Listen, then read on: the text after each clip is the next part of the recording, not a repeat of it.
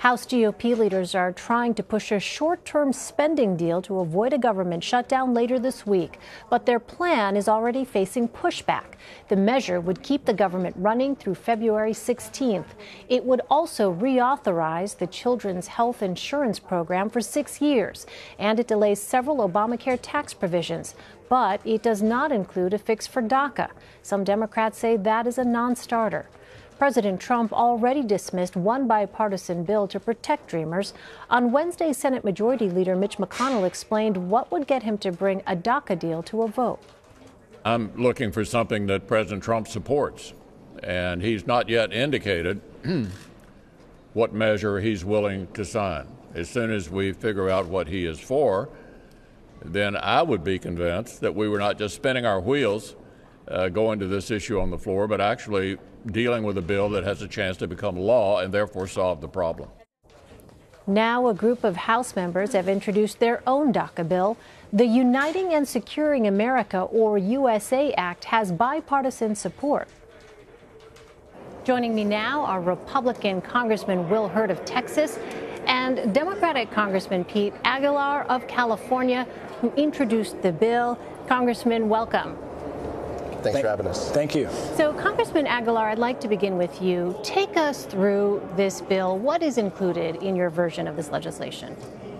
Sure. The USA Act is what we feel is a common sense approach to solve DACA that includes border security. It pairs a DACA fix with reasonable border security measures that requires an analysis mile by mile of the southern border and requires the Department of Homeland Security to give us information on how we should protect the southern border, be it technology or physical barriers or natural barriers that exist. It's a common sense approach. It has strong bipartisan support. My colleague Will Hurd has done an amazing job with this bill, and we look forward to continuing to build support for it. Yeah, Congressman Hurd, let me ask you, as you know, a bipartisan group of senators reached a compromise on DACA only for President Trump to reject it. Why do you think that your proposal wouldn't get a similar response? Well, we've been working with everybody from the very beginning. This is something that's been going on for months. Leadership on both sides of the aisle and in both houses are aware of what we're working on. And the White House was aware of it as well. And the whole time, we're trying to build a foundation to get this done. This is something that is a strong border security plus a DACA fix. And if there's other elements that need to be added on, then great, let's think about it. One thing I've learned in my 3 years here in Congress is that Congress does comprehensive pretty bad, and they do partisan poorly. So why not try something different, do something narrow in a bipartisan fashion, and do negotiations with addition rather than subtraction. So this is a strong foundation, and it proves that Republicans and Democrats are willing to work together to solve important issues. The clock is ticking. Congressman Aguilar, the government runs out of funding on Friday. Are you planning to vote against any spending deal that doesn't include a DACA fix? I've been very clear with my constituents that I want to see a DACA fix as a part of this solution. I hope that Congress could address that by Friday, but if we can't, I won't be supporting the continuing resolution because I'm going to be working hard to address this. But there's still time. There's still almost 60 hours left, and we're willing to roll up our sleeves. We have language and a bill that's delivered. All we need is the opportunity to make our case to our colleagues. Well, Congressman Hurd, the White House says the president supports the House leadership's short-term spending bill. Do you, or does this issue merit a shutdown? Well, I think, we got to see the final deals of what a CR looks like. I don't think anybody wants to see the government get shut down. We want to make sure that we can fund the government. This bill that Pete and I have worked on with 50 of our colleagues, half Republican, half Democrats, is a way to be thoughtful, to be smart, and to prevent us getting in this position. It's something that has a broad base of support, is very narrow, and could help us avert this problem. Well, of course, Republicans control both chambers. Congressman Hurd, what are you hearing from your leadership about moving a DACA bill forward? Well, there's a number of folks that are involved in these conversations. People know what we're working on.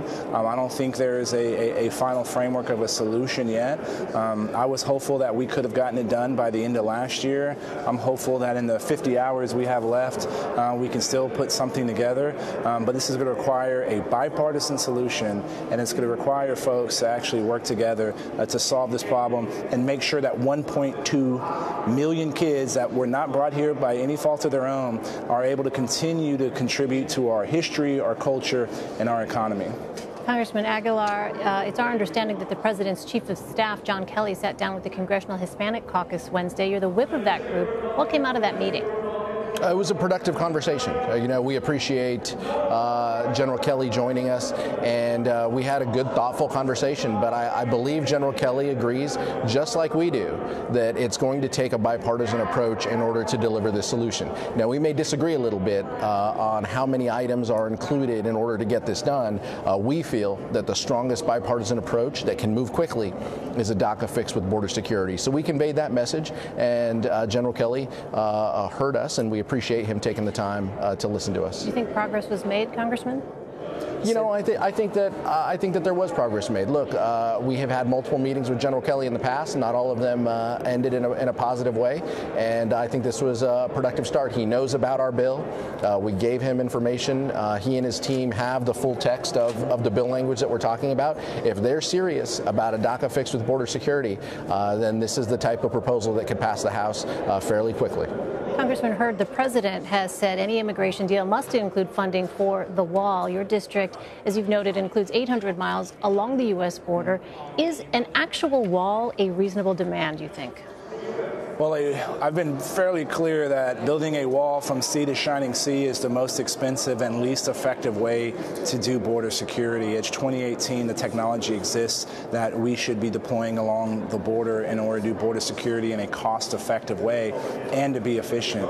There's things going on along the border like our men and women in Border Patrol. Their push-to-talk radios don't work in all locations. Their cell phones don't work. When they're trying to apprehend someone, they don't have any information about what's going on. We should be able to solve that. Now, there are some elements in some areas where a physical barrier does make sense. But in areas where Border Patrol's response time is measured in hours to days, a wall is not a physical barrier.